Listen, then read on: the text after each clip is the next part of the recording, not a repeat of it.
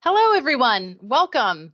Thank you for tuning in to the Patent Examiner Information Session. My name is Sally Merkling, and I'm a Supervisory Patent Examiner here at the USPTO. Today, I get the pleasure of walking you through what it would be like to be a patent examiner and a little bit about our office. First, you might be wondering what a supervisory patent examiner is. We go by that acronym, a SPE, and we serve to support about 15 examiners in each of our art units. So my duty is to help patent examiners out on a daily basis. So you're probably wondering, what is involved in the day of the life of a patent examiner? What on earth? You've probably heard that Albert Einstein was a patent examiner before. Thomas Jefferson was our first patent examiner. Isn't that cool? It's a very misunderstood or not understood role sometimes. But I'm here to tell you more. And actually, I've brought with me two wonderful colleagues, Peter Vassat, who is another SPE in Tech Center 3700. They work on medical devices. We actually started together. So thank you for being here, Peter. And our awesome and very knowledgeable HR senior specialist, Latoya Harper-Williams, who is also here. Thank you for being here, Latoya. And together we will walk you through the role and how patent examiners support our mission, why our team members consider this a great place to work, and many other things. So let's get started. Here are some of the things that we'll cover. As you guys consider looking at roles, and you're probably thinking about all the different careers that you can have at this point, the really cool part about the USPTO is not just that we have these amazing benefits, and that I would argue could outcompete many of the benefits that you're looking at right now in competitive roles, but we also have this really cool mission, and we have the ability to impact the commerce of our country, which is something that feels unwieldy and not possible in normal jobs, but it's a real possibility here, and it's really cool. So we want to talk about that, and we want to talk about the role itself. Again, life at the USPTO, and Latoya is going to really dive into how you become a patent examiner and what that looks like. So as I was saying, oftentimes you can find competitive salaries out there. You can find flexible, even work hours right now. But what's really hard to find elsewhere is this idea of impacting the country and the mission that we all really believe in and that we're a part of here. And it's historic, really. We've been carrying on this mission for over 200 years, and it's a really cool thing to have. And it's something that you don't realize is even out there. So many people that I've come to meet in my daily life don't even know, what a patent examiner is. And I know too, you guys probably have very little familiarity with it. So it's a really cool thing, and we're happy that you're here. You're obviously someone who is versed enough in IP that you've sought out this role, which is really cool. We are so grateful that you're here to listen about it, and that you're open to this idea of doing more than just, collecting a salary and benefits, but being a part of something larger. So we're psyched to have you here to listen to what, we have to offer you guys. And that is just it. So for over 200 years, we have been doing this work, right? Like I said, Thomas Jefferson was the first patent examiner. And this is right here. This is a picture of Tech Center 2800. They work in semiconductors. But these guys and girls have carried on this effort from Thomas Jefferson until now.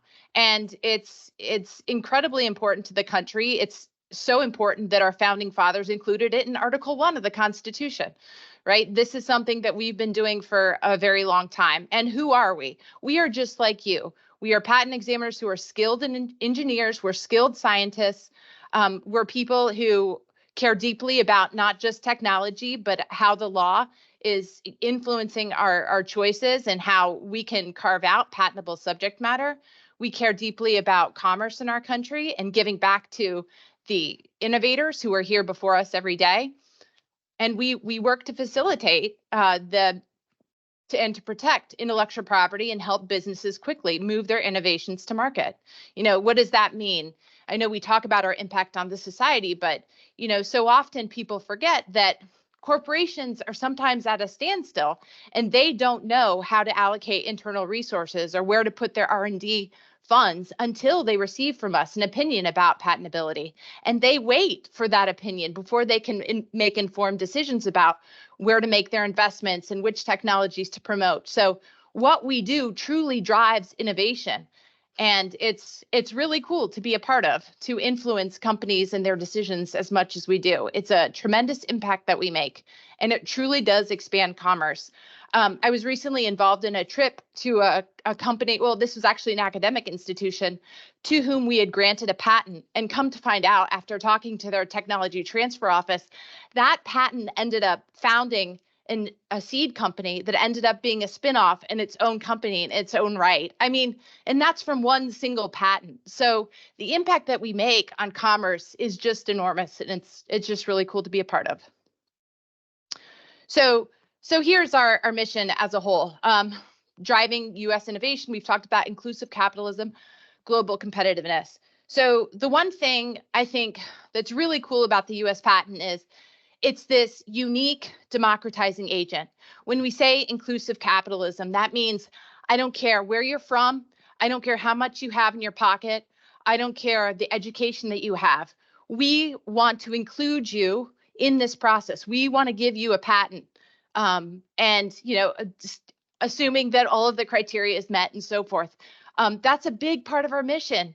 We want to include everyone, no matter your walk of life or what city you're from or your demographic. It's one of the coolest, like I said, democratizing agents I think we have in our country. And it's really neat to be a part of that. Our vision is clearly just unleashing all the creativity that exists in the US. There's so much of it. And part of our challenge is getting to it, finding it, and really, giving them this patent to be able to use in the marketplace. Super impactful. And you see our goals there. Again, I don't mean to keep repeating myself, but everything there is something that you will intimately touch and you will be a part of, which is really cool. This is something that I don't think other jobs can offer you. So these are things that I feel really proud about, and I know my colleagues do too. So our ultimate goal is to drive innovation, entrepreneurship, and creativity for the benefit of all Americans and people around the world. I mean, that's enormous, but it's also really exciting, right? And as a patent examiner, your role helps meet the agency goals on a daily basis. So, gosh, we've talked about patents enough and talking about patent examiner. What is a patent after all? So you see this image, and some of you others who might have been a child in the 1900s, way back in the 1900s, like me, you might recognize this. It was a cool gaming device back in the day, which I know I played. But remember, a patent isn't the right to practice an invention. It's actually an exclusive right, and that just means what it sounds like.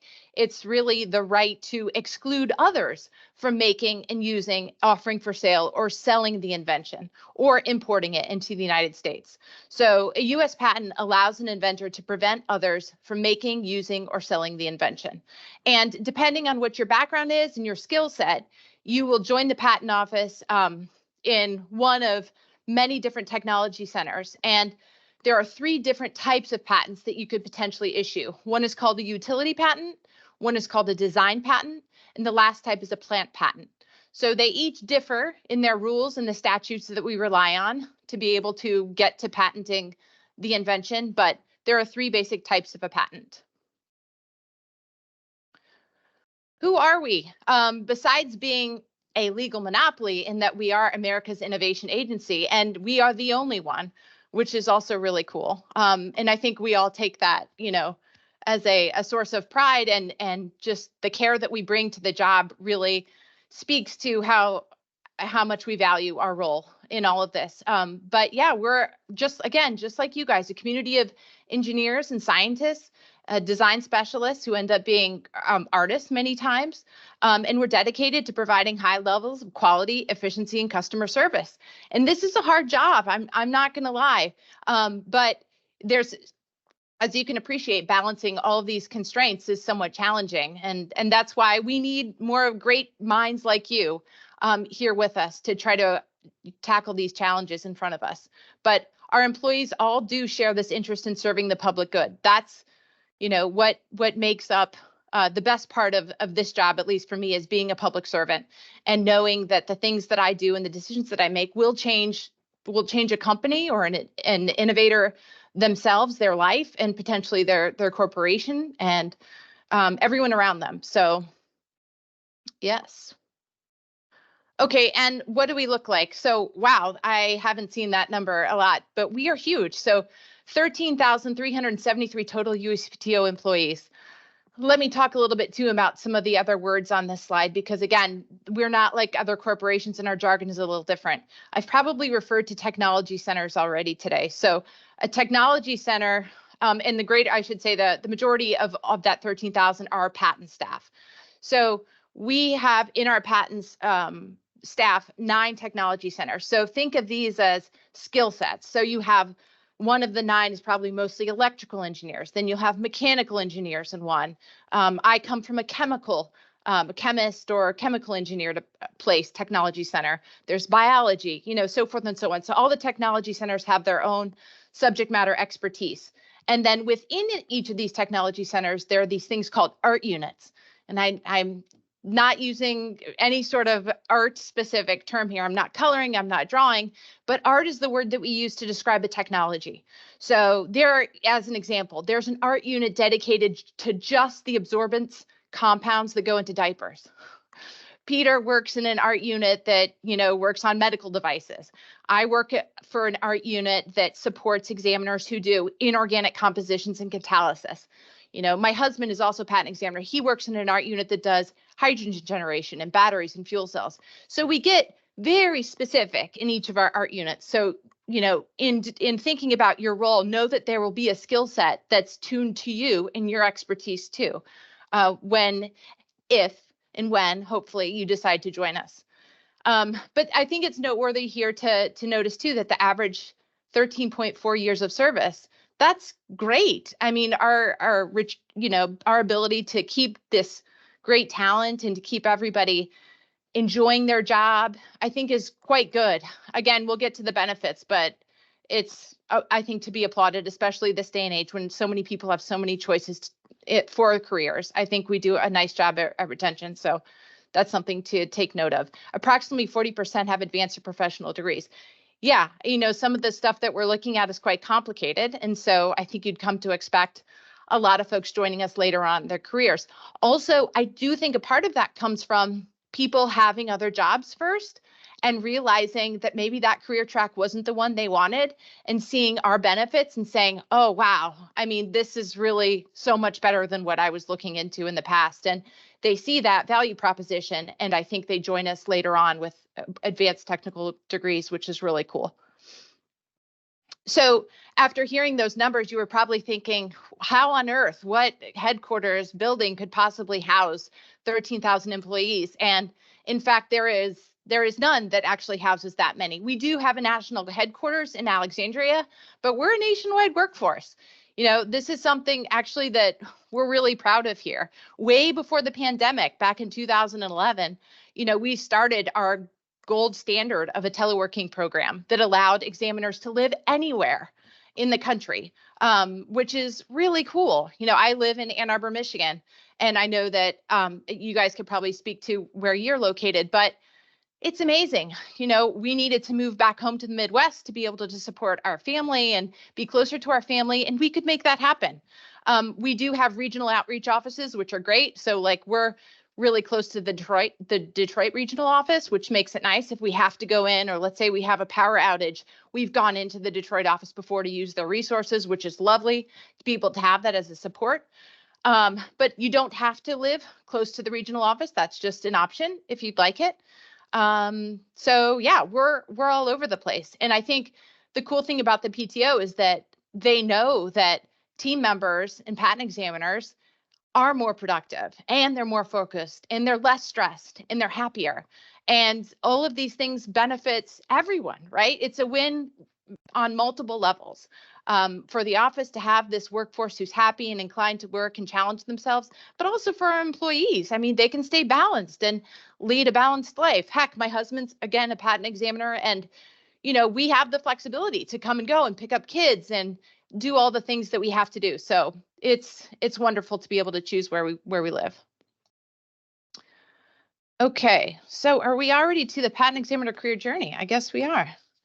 Wow, that moved quickly. So I guess I'll start out here and I'll tell you about my journey. I've already made some hints as to where I'm located in the country, Ann Arbor, but I didn't start here. So I came to the PTO in 2002.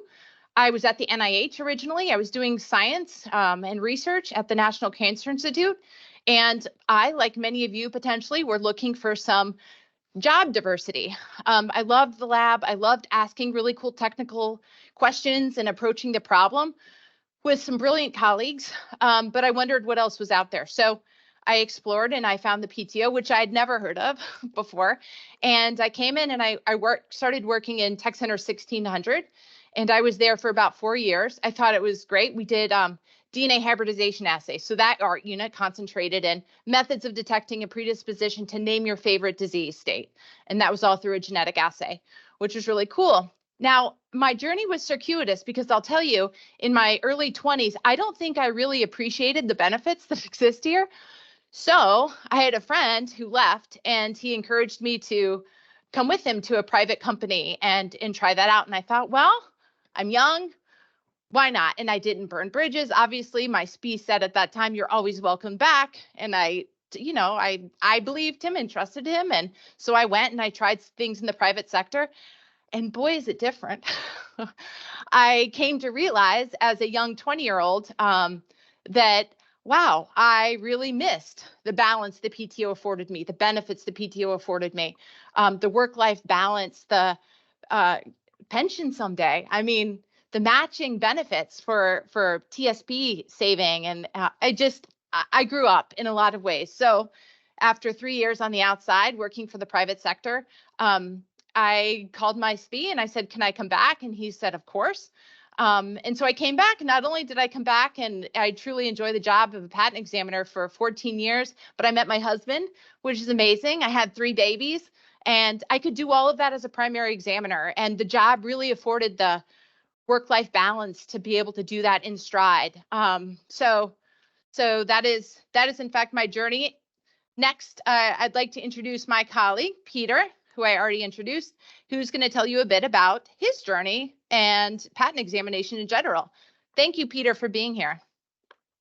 Thank you, Sally. That was amazing, and I'll try and follow that amazing story of a career.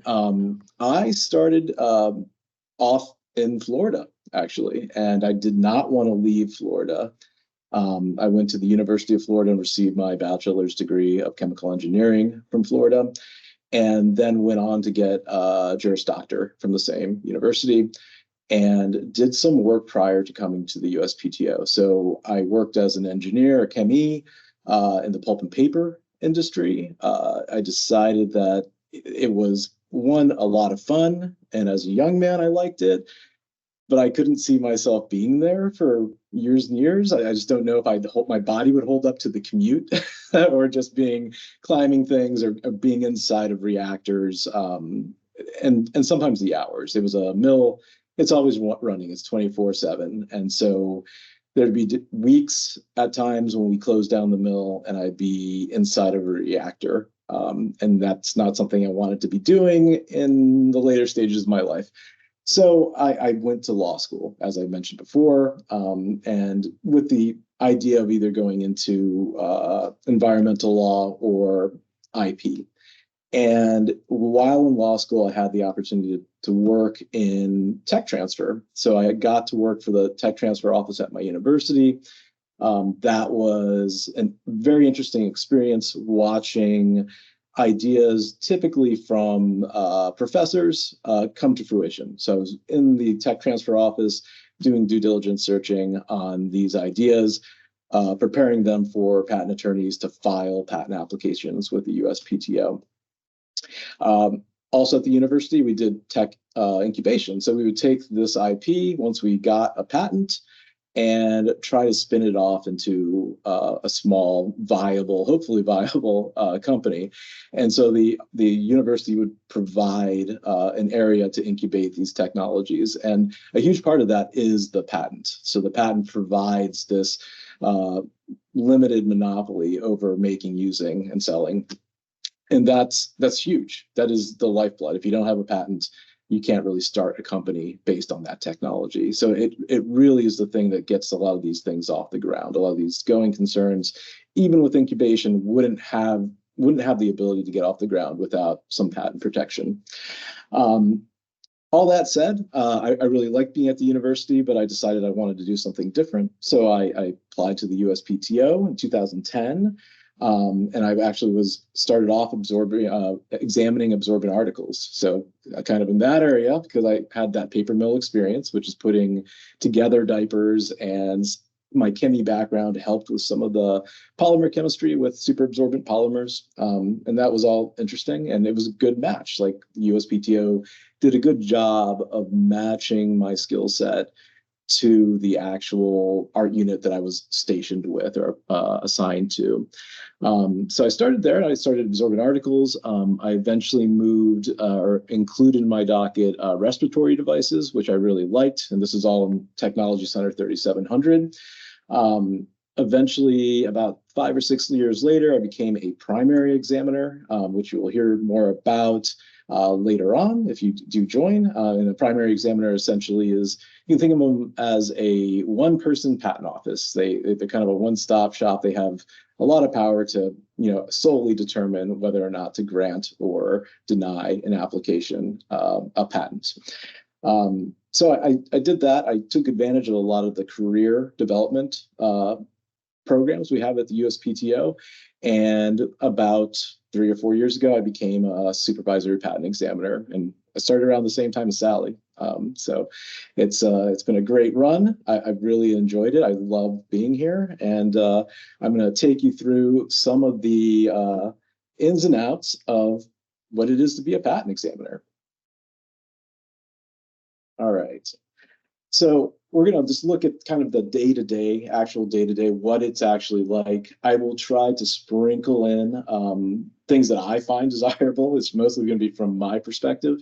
I think it's, everyone has a certain perspective on things, but I will, wherever possible, kind of give you some insider knowledge about what makes the patent examination process a lot of fun as an employee. So what does a patent examiner actually do? And I think the simple and kind of cheeky response is a patent examiner examines patents. It's kind of circular too. The next question that follows from that is, what is a patent? And I think that's a really good question to start with. A patent application is a packet of materials filed by an applicant or inventor seeking a patent from the patent office. And a patent gives them a limited monopoly over a particular idea. So it can be an apparatus, a method, composition of matter. Applications include claims, a title of invention, an abstract, which gives a brief description of the invention, specification, written description, and drawings.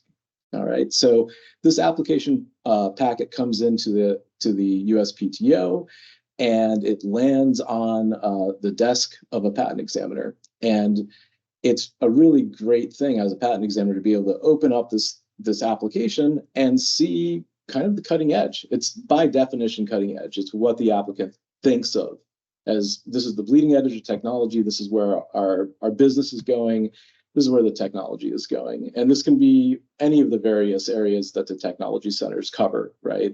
So I was in medical devices mostly, and it would be everything from diapers to absorbent articles covered bandages. And so I saw a lot of really great bandage technology for all sorts of things. And it's just an interesting thing to see. And one of the big benefits there is that I actually have worked on and issued patents for devices that ended up helping members of my family. So like I issued a patent for a device that would help people with hip pain. And I had a member of family that had the same hip pain. And so said, hey, you might want to try this device. And they tried it and they expressed relief. And that's like one of the most real world ways where you can really feel that, hey, I did something positive for not just the general public, but like a member of my own family. And so it's a great place to work, and you do have real effects on the world around you. Another thing that, you know, it's good to underscore is that you're doing this from your home. You can do this from the comfort of your desk, right? You can telework. You have all these flexibilities. You can pick up the kids at noon. You can drop them off. The schedules are extremely flexible. There's a lot of geographic flexibility. And you can, with all that flexibility, still have real major impact on people's lives and the direction of commerce and how much actual competition there is in the market, and protecting the consumer and making sure that prices are right. And that's a huge effect of the patent system and what the patent examiner does. So here we have an overview of the patent examination process, kind of three big boxes starting from left to right. And as I discussed previously, we have the application packet, and that's going to come into the office, and that's going to be assigned to the appropriate examiner. And we have a whole system for that. And so you get your application packet and you read, analyze, and understand the patent application. As I probably mentioned before, the claims are probably the most important part because they set forth what we call the metes and bounds, sort of essentially the scope of what this monopoly covers.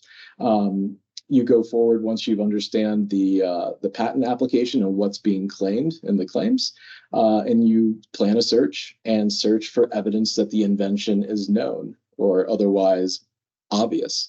That a lot of time is spent there. Really,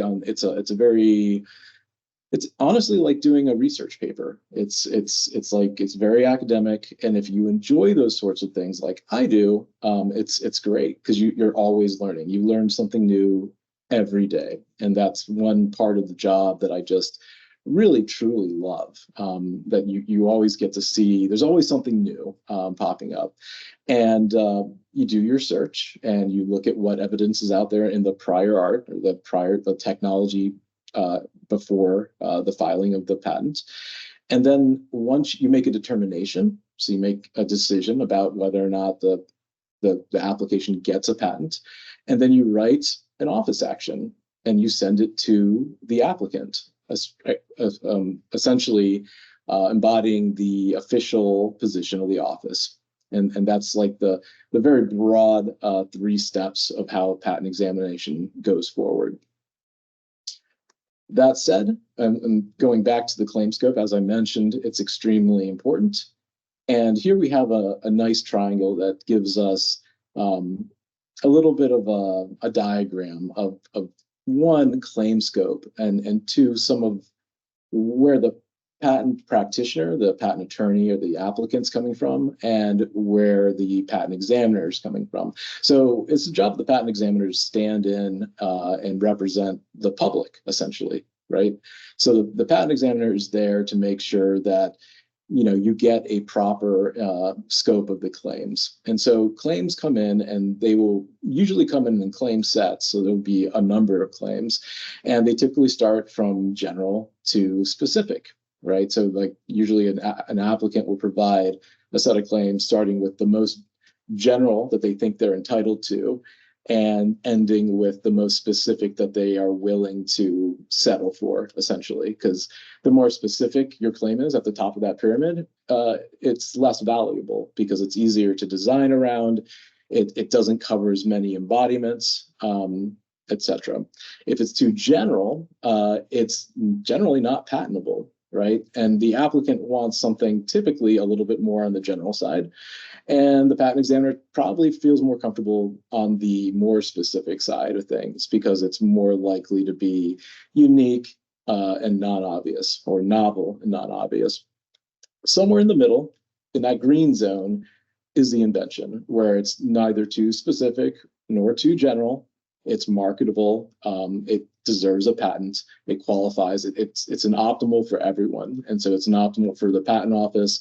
It's an optimal for the examiner. who's there representing the American public, and it's optimal for the applicant. And that is a really short way of kind of summing up the prosecution process, which is finding that optimal middle zone for the claim scopes that we go through. So here we have an actual claim, all right? And so what we have in that second bullet point, you see an apparatus for simulating a high five comprising.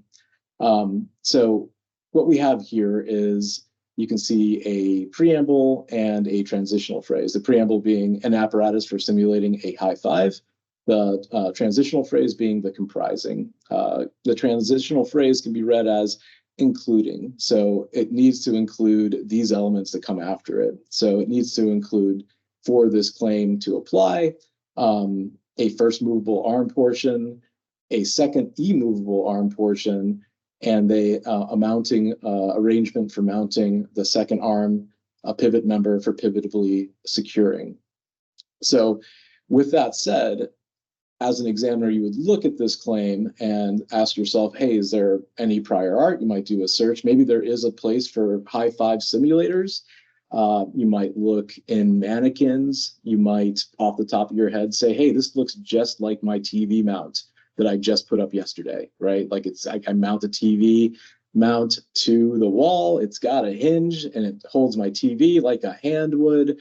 And maybe I'll look in TV mounts as well. And so you plan your search. On the right-hand side of this slide, you see the actual figure. And so this is a figure from the patent application that would be included with it. And they say a drawing or a picture is worth 1,000 words. And it clearly is, right? Because if I had that figure, say, in my prior art, I would have all the elements that are in the claim, right? I have a first movable arm portion. You can see it right there. Let's call it maybe 38. Second immovable arm portion, let's call that 22. A mounting arrangement for mounting said second arm, let's call that 14 maybe. And then a pivot member, 24, right? So all those elements are there in that drawing. And a thing that we'll talk about a little bit later, further on, is say you were able to reject this arm with the TV mount, the applicant might look at their drawing and say, hey, your TV mount doesn't have 36, 32, and 34. And 36 looks like a button, and 32 and 34 look like some kind of either buzzer or light arrangement to tell you when the high five has been successful. And they might include that in an amendment in a subsequent filing. And so this is just a general overview of how the claims work. Let's move on to the next slide, which shows us the kind of pathway that examination goes through. And so starting at the first sign at the very top, we have that patent application that we've been discussing was submitted to the USPTO. And then at the second sign, we have the first examination by the patent examiner. This first examination is really important.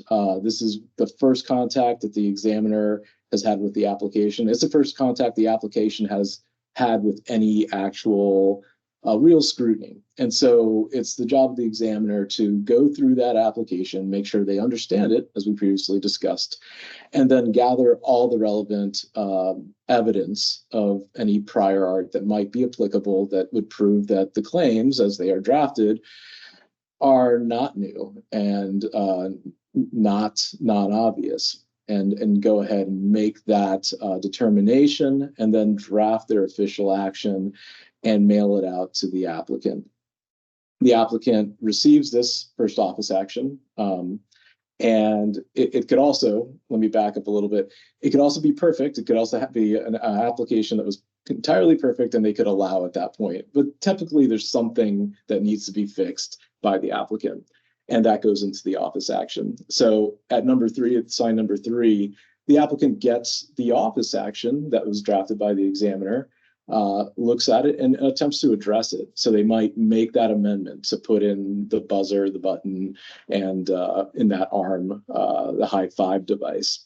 They might add that, and then provide some argument as to why that is, now novel and why the application should be allowed. So it goes back to they send that response back to the examiner, and at sign 4, the examiner picks up their new set of claims, maybe newly amended, and does a second examination. They reconsider their position, right?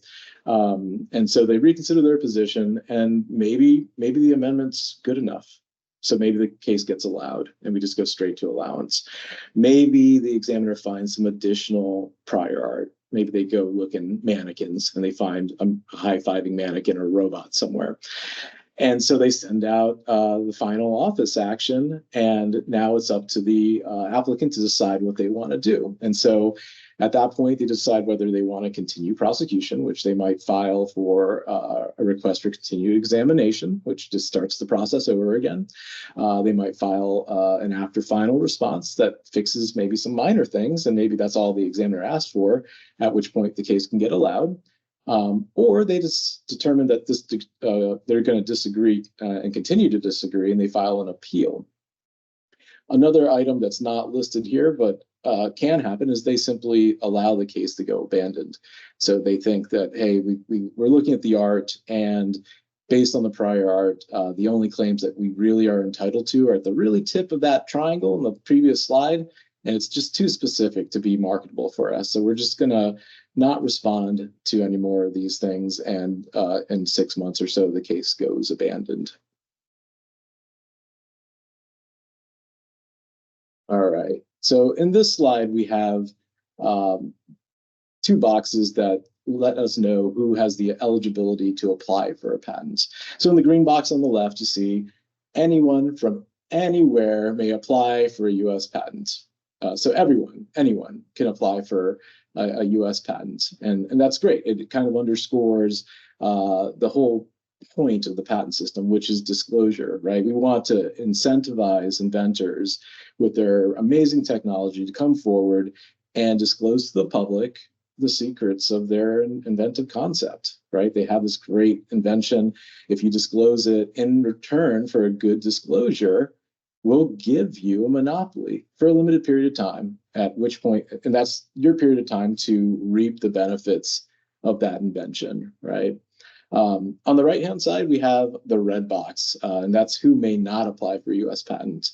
And that's USPTO employees, who they're not allowed to file for a patent application. The point of this being that it would create a conflict of interest. You can't work at the patent office and apply for patents. Like, there's just too much of a chance for a conflict of interest. And we want to do whatever we can to maintain that public trust. We do a very important job, a job that affects everyone in the country and the world.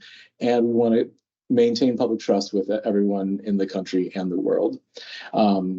Additionally, at the very bottom of the slide, you can see that patent examiners should also be careful to avoid any conflict of interest when making investments. So there's a certain amount of money that you can have invested in a particular stock, before which you cannot examine cases or applications being filed by that particular company. So you want to be aware of that. There's training on that when you join the USPTO, but we take all these conflicts of interest extremely seriously, because it's so very important that people trust our decisions. And that's all I have. It's back to you, Sally. Thank you, Peter. That was awesome. I so appreciated you talking more about the technical side of what it is that we do, and you really leaned into your JD to do it. So thank you. So speaking of now, more, what is life like? What does it actually look like to be a patent examiner? And the one thing I'll say is it's really flexible. If you haven't already gleaned that from what we've said so far, the PTO, as I said, was way ahead of the curve. The majority of the world did not telework until the pandemic. Well, the cool part about our agency is not only are we always pushing ourselves forward to do better for applicants and make our innovation more inclusive for everybody on the outside and outward facing, but we really do, upper management really takes seriously this idea of, let's make it better for the people that work for us.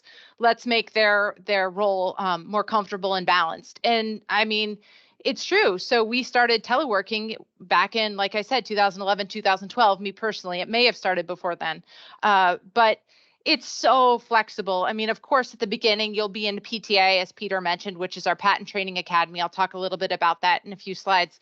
But after that, my gosh, you can work when you want to through, there's a series of little, areas where you can work, of course, during the day, but it's really flexible. The PTO treats you as the professional that you are, right? We trust you to do work on your time. This is not a micromanaged role, right? You're all professionals. You all have a ton of experience that you bring to bear on this job. And we really afford you that flexibility to do your thing. We were a gold standard for what teleworking looks like. Not only did we receive many awards for what we've done, but we were really mirrored in a lot of other federal government agencies when it was time to telework. They came to us and they said, how do we do this? And like I said, we've had a ton of experience doing it, so we were able to help them out. But I think the overriding thing that I take a lot of pride in is that upper management is always looking to improve our status quo also from the inside, which is super meaningful. And I appreciate that, but tons of flexibility. Also this, so there's a very competitive salary, and even some of our technologies are offering bonuses, signing bonuses for those that are really in need. So that's a huge deal. I mean, again, not only are we having a competitive salary, but also balance this with the other benefits that we give and our mission and our impact, and all of these things come together to really make a case for a value proposition of a job that's more than just the salary, but also we're meeting everybody's needs for salary too. Our salary is different from that which is offered in different federal agencies. It is a special salary rate, which is a really big deal. So if you have friends working in different agencies, you will not be coming in as the same GS level as they are.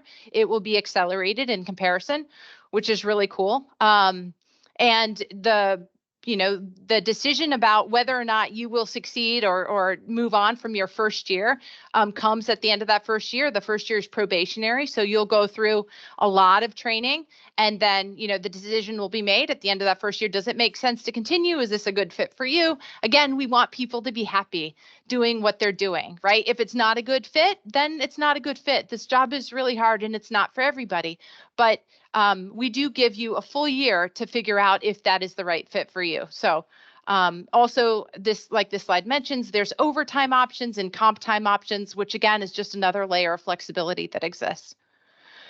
So I touched on this, but having been working in the private sector, this piece was really shocking to me. You have the opportunity for a non-competitive promotion up into a GS 14.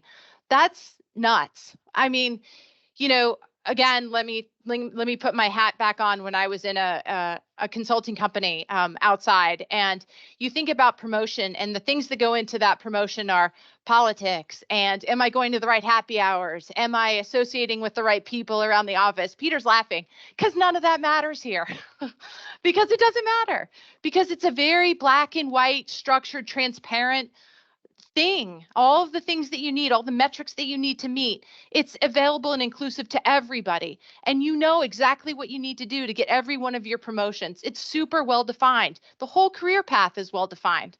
And it's non-competitive in that it doesn't matter what your colleagues Joe and Susie are doing. If you do what's asked of you, what your speed, asks of you, and what your PAP asks of you, you'll get there. And not only get there, I think that's the other piece of upper management and executive leadership that I like here, is that they really care about people finding a role that meets their strengths. They don't want you to be in a role that you're unhappy with, that doesn't serve you. And so beyond being a patent examiner, there's so much here for you to grow into. I'll go into mentioning some more of our benefits later, and I'll talk about it, but tuition reimbursement for law school is an example, right? We want you to fulfill whatever interests you have, and we want you to grow into whatever interests you have down the road. So the promotion potential is really endless. I can't say enough about how wonderful that is. But really, this job will be what you make of it. Okay, so I mentioned this, I think Peter touched on it too, training. A lot of people, I think, are intimidated by this idea of, gosh, I don't know enough about patents. I don't have patent experience. There's no way I can do this. don't worry. Please don't worry. No experience is needed for this role. We actually love hiring recent and soon to be grads. So you're in the right place. Training is the aspect of becoming the patent examiner. It's one of the most helpful and robust programs that we offer at the USPTO. And it's the first 4 months of your time here will be spent just learning. And I call this learn while you earn. And it's really, I mean, it's awesome because where else can you do that? You know, you guys are recent grads, probably. You've come out of the opposite model, which is paying a lot of money, you know, to learn, but it's the role reversal here, which is really cool. We care about you guys. We want to invest in you, and we do. We invest so much in your training in the first 4 months. It's a combination of, you know, hands-on work and starting to examine the cases, but also a lot of training in legal subject matter, right? Because that's half of our job. So you don't have to know any of it on day one. Don't worry. We will supply you with that information. You know, you will be paid to be trained in those first 4 months, and you'll have mentorship, and you'll have people that have your back, and we will have relationships for you that will help you get there. So know that this is not something you have to come in with. And training is an ongoing process. My gosh, I mean, even as a primary examiner, I was always, you know, coming upon situations that I'd never seen before. It's impossible to know everything. So you're constantly retraining, or maybe statutes change, or maybe there's changes to the law that require us to redefine how we're patent examining. And you keep going and you keep learning. You know, it's an iterative process. So the training is always provided to you, which I think is such a gift. But it's always changing, and it'll always be there for you, which is great. Here's benefits. So I talked about this earlier. You know, the one thing I'd like to admit, though, and let's, you know, think back about my patent journey or my job history. The benefits, I think, are sometimes hard to appreciate when you are right out of college, let's say. I totally admit that. I think if I would have seen this slide as a early 20-year-old, I would have probably, I don't know, I would have glazed over. Oh, yeah, that's great. All right. But how much are you going to pay, you know? And what does my job look like? But guys, there's a lot on here. So the one that I wanted to touch on was law school tuition reimbursement. Again, it's important to us that you achieve what you want to achieve. If you're curious, if you're driven to find out more about the legal applications, we want to give you that training, and we'll reimburse the tuition. And so that hopefully someday maybe you'll go be a judge in, you know, our board. Maybe our appeals board will be interesting to you. Maybe you'll be in our office of patent law. Maybe you'll be in the solicitor's office. There's so many opportunities for you that exist after you receive more training. So we want to retain you. We want to keep you and further your academic interests at the same time. Non-competitive promotions to GS-14, I touched on that. Paid parental leave, that's a really big deal. It's so important for families these days to feel supported, and so you can have that time if you need it. The one thing that jumps out to me too, even when I'm hiring these days, some of the people I hire don't know what a pension is. I think honestly, when I started again as 20-year-old Sally, I think I remember my grandmother talking about a pension once, and that was like the extent of my knowledge about it. But that's a big deal. It's just a wonderful, wonderful benefit. Also, our matching contributions for our TSP program, that's a big deal. Start that early as you can, wherever you end up, just some life guidance there on the side. But yeah, I can't say enough good things about our benefits. And these are just the benefits. Again, remember, there's the mission and there's the impact that we can make on commerce too, which makes a big difference too. But these are unbelievable benefits, and I can't say enough about them. Let's see. So I think at this point, I'm going to pass it back to Peter. Peter, tell us more about becoming a patent examiner. Thanks, Sally. I appreciate it. I also appreciate all your insight on the benefits. I fully agree with all of that. In this section, we're going to talk a little bit about the specific technical qualifications for this career field. These are also listed on the USA Jobs vacancies, but there's a lot of information there, and it can be a little confusing. So I'm going to try and break it down into section into everything you really need to know to make it easy to understand. Okay, so we're going to just dive right in here into the employment requirements. So there are really two core requirements here. Number one, you must be a U.S. citizen or national, and Number two, you must hold a technical degree, at least for a utility examiner or patent examiner. Design examiners, that's not necessary. If you have any questions about either of these requirements, because sometimes things, the U.S. citizenship or national or what qualifies as a technical degree can be a little bit complicated in certain areas, I would reach out to the HR specialist listed at the bottom of the patent examiner job announcement. Okay. All right, going into the patent examiner skill set. So we have this amazing Venn diagram that's got, I think, 6 attributes, and I think they're all worth touching on very briefly. So these are all items that will help you be a good examiner. Having a strong technical background, having like a good sense of like how engineering works, or just physical intuition on how the world should work in terms of like, forces, etc. Be analytical and research oriented.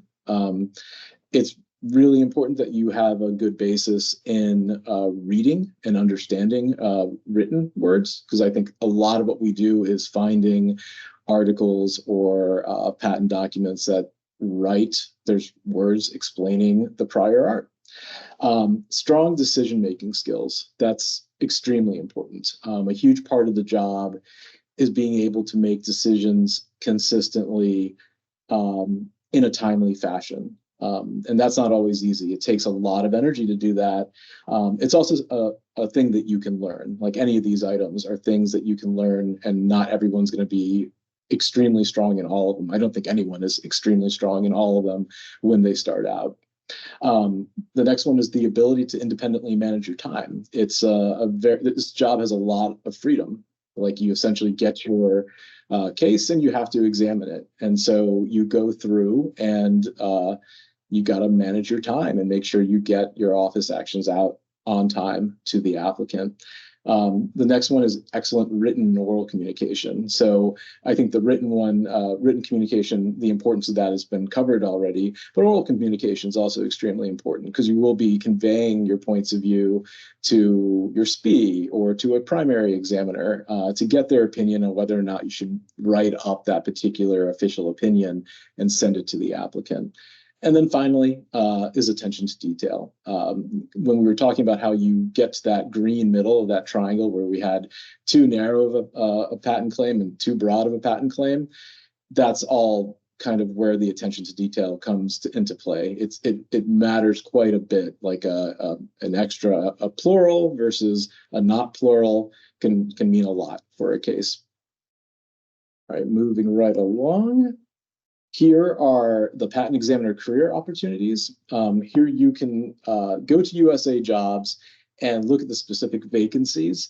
Every one of these has patent examiner in the job title. So if you go to USA Jobs, you can type in, quote, patent examiner, and it should bring up all of these positions, all the available positions. The specific discipline is noted after the patent examiner title. You can see the accompanying annual salary that corresponds to the GS range. So GS7 to GS11 ranges are attached to each of these patent examiners, some of them, so they will vary. So definitely check them out, read them in depth. And if you have any questions, reach out to your HR representative that's attached to that. So at this point, with that said, I'd like to introduce LaToya Harper-Williams, a senior human resources training specialist who will tell you about qualifications and logistics. Well, thank you, Peter. This has been amazing. Lots of good information here. So I'm going to jump right in here. Woo, this is awesome. So let me go ahead and go to the next slide. How do I apply? Yes. Remember, every federal government job vacancy is posted on our central website, usajobs.gov. That's very important. So to apply, you'll create a usajobs.gov account. Okay, it'll be there for you. And you can save your resume, application materials, and more in your account. So lots of great information there. You can even set up automatic email alerts to notify you of job openings. Very exciting. And I love that slide Peter just showed and all of those different opportunities that you may be able to have. So very, very good. Now, the federal resume. Let's dive into this a little bit, okay? So I want you to make sure you're paying good attention here. So a federal resume, a very good federal resume differs from the typical one-page resume, right? We were told to have that, where you may see you were taught about it in school, and it's commonly used in the private sector. Well, I have good news. They are usually longer than one page here in our resumes here in the federal government. So, you know, sometimes we have a little bit longer than one page.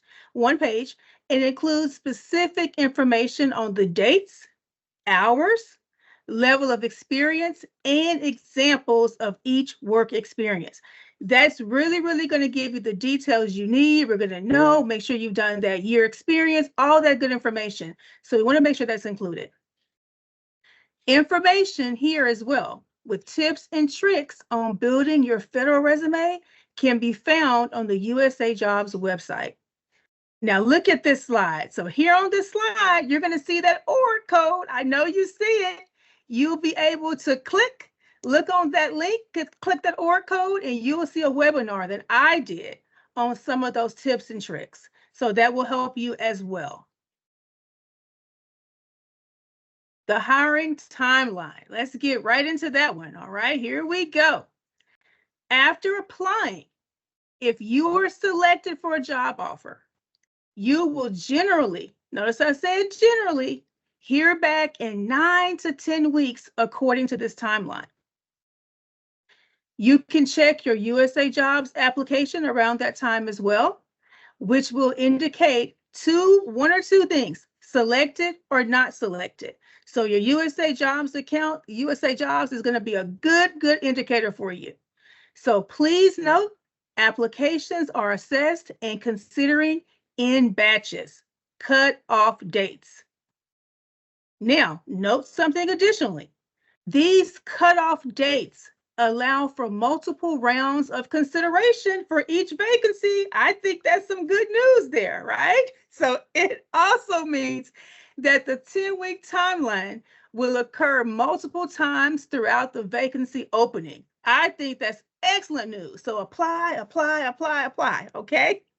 But if you experience any technical issues with your application, just remember, there is a team of HR specialists whose contact information is listed at the bottom of each vacancy. So feel free to email them. Peter said that. Go down there, use that vacancy announcement as your best friend. Look at it. If you have any questions, all questions are good. That's why that HR specialist is there. Oh, I'm not going to forget to say this. Don't forget to visit our website. So be sure to visit uspto.gov/jobs. It's chock full of content, stories, materials, and tips that showcase what it's like to join Team USPTO. So come on in. You can browse our openings and learn more about applying. You can read employee testimonials. Oh, that's great. And career stories on our Who We Are subpage, excuse me. So we want to go back and look at that Who We Are subpage. Now, additionally, our open positions are posted on USA Jobs, and that is eventually where you must apply. So let me say that again. Our open positions are posted on USA Jobs, and that is eventually where you must apply. So you have to go there. So come on, get there, all right? Special pathways exist for applying as a veteran or as a professional with a disability who has obtained a Schedule A, a disability letter. So just note that those things are there as well. Just note that. So we're going to move on. And just remember, yes, I'm not going to forget that. You can always contact us. So please don't hesitate to contact us at any time during your process. We have an excellent team. Our team members love to chat with potential new members.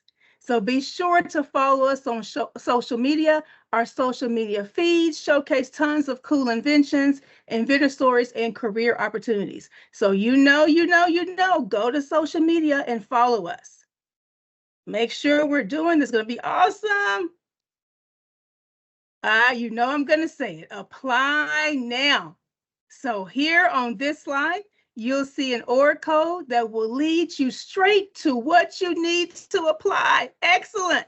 So please definitely take a moment and take a picture of this OR code. I'm going to stop and leave it up there for a minute and scan it now with your phone so you can go and see what's there. It will take you directly to our open vacancies, and you can find the one that suits your specific field. Woo, I love that. The one that suits your field. So hopefully it sounds like we're going to have lots there. So definitely save or bookmark the page or vacancy so you can finish up later. If you already have a USA Jobs account, you can sign in, which is good, and add the patent examiner vacancy to your saved jobs or your saved job. So this is really, really good. If not, no worries. You can easily make a USA Job account after this presentation. So this is great news, great presentation. It's awesome. So now, Sally, I'm going to turn it back over to you. That was awesome, LaToya. Thank you so much. I love the energy. It's so real, and I promise you'll feel more of it once you join us. But big picture, guys, thank you. Thank you so much for being here. Thank you so much for, being interested in this role that provides so much, not just for yourself and someday maybe your family, but also for the economy, for everything that we stand for, our mission and the ability to impact goals as we do every day. Thanks for taking an interest in us. It means a lot. It means a lot about you that you focus on all of these things that are incredibly important. So, I had a great time talking with you. I know Peter and LaToya did. It's a pleasure to be able to share what we love with you guys. So thank you for listening in and giving you your time to us today. Thank you so much. Now that you have the information, it's time to take some action, right? So as LaToya said, we gave you the QR code. You took a picture of it. Go, join. Get your resume submitted. I love that they provided more resources too. So if you have any questions as you go through the process, ask the HR contacts. That's exactly what they're there for. They'll support you. Don't be shy. I like LaToya, you said any question is a good question. Yes, please reach out if there's anything that you need. I think I'm a hiring manager, and I think Peter is too. I'm looking forward to seeing your applications. So, and we need you. We need you to affect our mission and keep us the best patenting authority in the world globally. So please come join us. We'd love to have you to be a part of our incoming class of patent examiners at the America's Innovation Agency. Thanks so much for your time, and have a wonderful day.